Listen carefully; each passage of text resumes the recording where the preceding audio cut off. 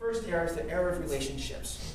And this is when people were connecting to each other and they're talking to each other. They're sharing information. The second era is the era of social functionality.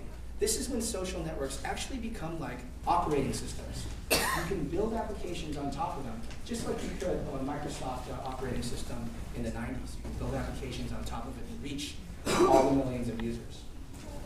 The third era, this is the era of social colonization.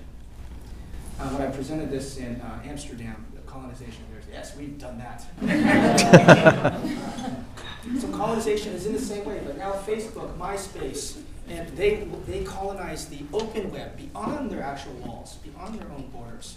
So everywhere you go can be a Facebook experience or a MySpace experience or my friend's experience. The fourth era is the era of social context. Now because you have this portable ID, which is your Facebook ID, you can take it with you to these other websites. Soon, you can expose part of this ID to a website or a media company or an e-commerce site in exchange for a personalized or customized, a contextual experience. And we're starting to see little glimmers of that today. And then the last era, the most difficult one to see because it's the farthest one out, is the era of social commerce. And this is when communities actually start to define what products should look like. In the most radical future, we're going to sell those ideas to companies like SAP to build on. Let's dive in. So here are the eras. It's key to note that these are overlapping eras.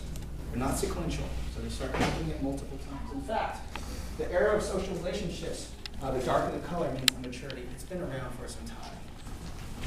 You can see we're here in 2009. It's hard to see here. But the era of social functionality has happened for a while when Facebook launched their platform, but it's not yet mature. We're starting to see some other pieces like colonization and social context. So let's dive into it. I'll spend some time with each of these sections so you understand what's about to come. So this one, Laura, please.